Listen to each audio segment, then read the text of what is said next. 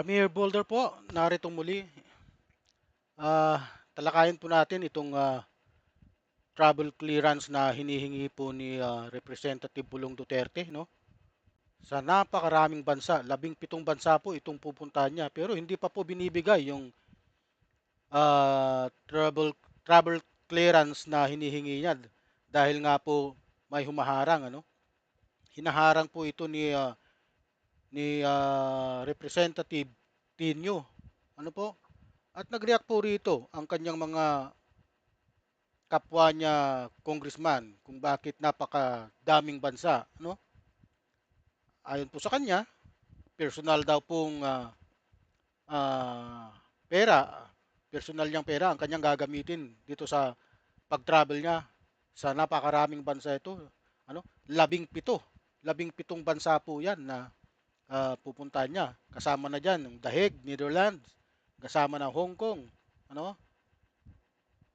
Marami dito sa Europe at pati yata sa USA kasama. Ito po, pakinggan po natin. Ano?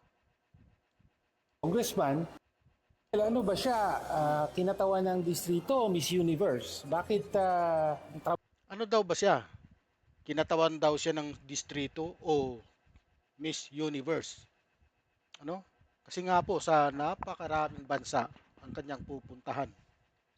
Siyempre, unang-una dyan, ah, pinapaharap siya sa investigasyon ng ICI. Hindi siya humarap dahil nga wala daw pong jurisdiction ng ICI sa kanya. Ano? Ito. Ngayon, humihingi po siya ng travel clearance. trabaho ng isang congressman ay katawanin ng kanyang distrito na dapat mag-expect ang mamamayan ng mas mataas na standard ng serbisyo mula sa kanilang mga elected representatives.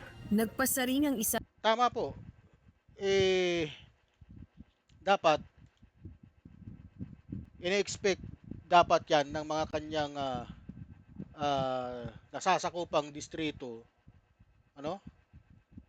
Sapagkat wala po yata nga nagko-complain sa kanyang distrito. Kaya nga, ganyan po yung kanyang iniisip. Ano? Batay po sa mga kamakailang ulat at pahayag mula sa iba't ibang mapagkakatiwalaang pinagmulan ng na hindi pa inaaprobahan ang travel clearance ni nahiling po ni Davao City 1st District Representative Paulo Pulong Duterte sa kanyang 2 buwang biyahe. Mantakin mo, 2 buwang biyahe, wala na siyang ginawa. Wala na siyang trabaho. Ha? Ito po ay pangbubusabos na po sa ating mga kababayan. Ewan ko ba bakit pinapayagan hindi nagko-complain tong mga kanyang constituent sa kanyang distrito. Biyahe silang biyahe samantalang mayroon siyang trabaho rito. Ano? Ha? Pero yan dalawang buwang biyahe sa 17 bansa mula December 15, 2025 hanggang February 20, 2026. Ang kanyang request na isinumite noong December 1 pa, 2025 kay House Speaker Faustino Boji D. The third na naglalaman ng mga destinasyon tulad ng Hong Kong, China, Malaysia, Indonesia, South Korea, Japan, Vietnam, Cambodia, United States, Australia, United Kingdom, Netherlands, Germany, France, Belgium, Italy, at Singapore. Biro mo, napakaraming bansa ang kanyang pupuntahan. Ha? Grabe. Sinabi niyang gagamitin niya ang personal na pondo at mag-attend ng mga plenary session ng virtual. Oh, virtual daw siya mag-attend ng mga session. Parang kalukuhan na po 'yon. Siya lang po ang gumagawa ng ganyan, ano?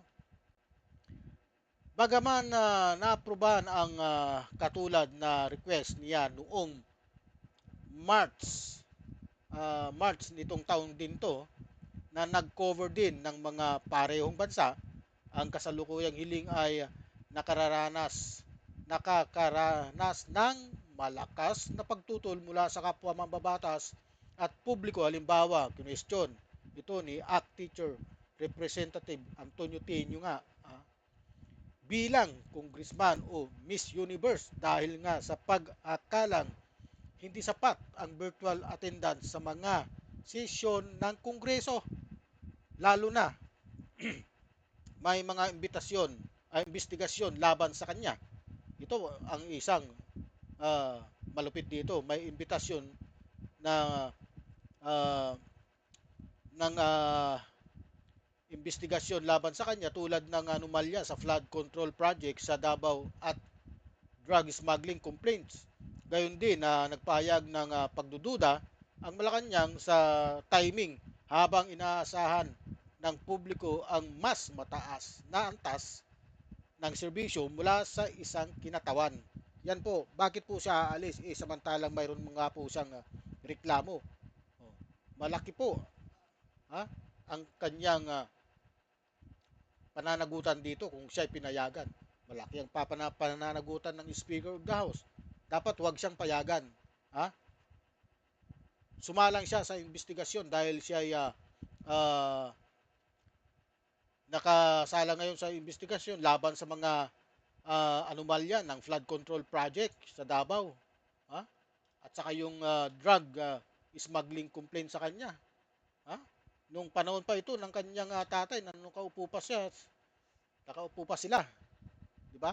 Pakinggan po natin yung balita. Isa sa mga kilalang kritiko ng pamilyang Duterte kasunod ng naiulat na hiling na pahintulot ni Davao City Representative Paulo Pulong Duterte na makapagbiyahe sa 17 bansa at teritoryo mula December 15, 2025 hanggang February 20, 2026. Kwestiyon din ni House Deputy Minority Leader at ACT Teachers Party List Representative Antonio Tenyo ang timing ng pagbiyahe ng kapwa kongresista. Sa gitna ito ng umano'y questionableng proyektong kontrabaha sa Distrito 1 ng lungsod ng Davao. Kung matatandaan, ang Makabayan lawmaker ang humihiling sa Independent Commission for Infrastructure o ICI na imbestigahan ang nasa 4.4 billion pesos na halaga ng flood control sa... Alam niyo po kasi itong si Antonio Tenyo ang humiling po ng imbestigahan si Pulong Duterte dahil nga sa 4.4 billion flood control project sa Davao. Kasi nakita po nila, nag-imbestiga po kasi itong mga taong to itong si Antonio Tenyo ng ACT Party List na mayroon pong anomalya na nangyari sa Davao. Yung 51 billion pesos na pundo niya na binigay sa kanya noon nung panahon pa ng tatay niya, speaker pa yata to si Alvarez o si Cayetano na ang speaker noon. Kaya ito dapat talaga ito maimbestigahan. Hindi dapat ito umalis ng bansa. Baka ang gagawin niya ay tumakas na. Hindi na magbalik na. Kagaya din ni Saldico ang gagawin niyan. Paano na? Lahat na lang ng iimbestigahan, pinapayagan. Dapat ito hindi payagan ni Speaker Faustino Boji D, upang sa gayon magtuloy-tuloy na itong investigasyon na to, matapos na itong mga anomalyang ito, sila rin ang mawawalan yan kung gano'n, papayagan nila yan. Sa distrito ni Congressman Pulong dahil sa posibleng mga anomalya. Kaduda-duda rin ang timing ng request dahil ito yung panahon na inaanyayahan siya ng ICI na sumagot ng ilang katanungan hinggil sa mga public infrastructure project sa First District ng Davao. So, hanggang ngayon ay hindi pa niya sinasagot ito sa alinmang forum. Panawagan din ni Congressman Tenyo sa liderato ng Kamara, huwag bigyan ng travel clearance si Congressman Pulong. Pero ayon kay Bicol Saro Party List Representative Terry Redon, karapatan ng kongresistang maghain ng travel clearance request. Gayunman, dapat handa rin itong harapin ang mga aligasyon sa kanya. Malaya naman siyang mag-request ng travel clearance sa House of Representatives, pero very important po na he should be able to make himself available pagka ho nagkaroon na po ng proceedings on syempre Davao City infrastructure project. Para naman sa isang House Assistant Majority Leader, hindi pangkaraniwan ang hiling na pagbiyahe sa 17 bansa at teritoryo ni Congressman Pulong. Noong March 2025 nang manghingi rin ng travel clearance ang kongresista para sa mahigit 10 bansa kasunod ng detensyon sa International Criminal Court ng ama nitong si dating Pangulong Rodrigo Duterte. This type of trip is not ordinary trip, di ba? 17 countries, I guess, for 2 months.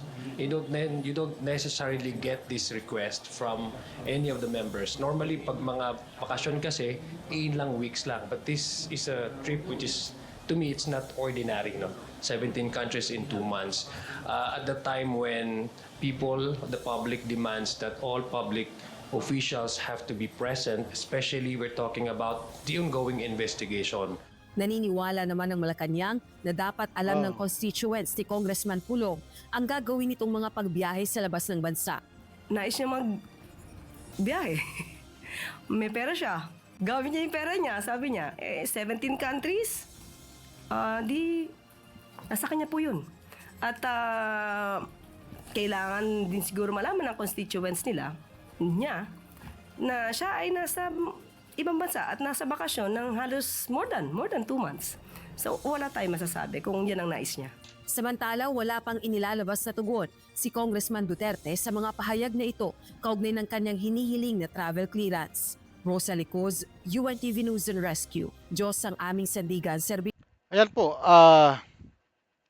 sa kasalukuyang nga pong petsa, December 10, ito po, wala pang opisyal na desisyon mula sa House of Leadership at maaaring maapektuhan ito ng mga ongoing na investigasyon kung naaprubahan ito. Ano po? Kapag inaprubahan itong mga request nito ni Pulong Duterte, maapektuhan talaga ang investigasyon. Ha? Kung magiging ikalawang pagkakataon ito ngayon kasi nagawa niya na po yan noong March itong taon din ito. 2 buwan din po siyang nawala noon dahil nga nagpalipat-lipat siyang bansa kung ano-anong bansa ang pinuntahan niya kasabay doon sa pag-aresto ng kanyang tatay.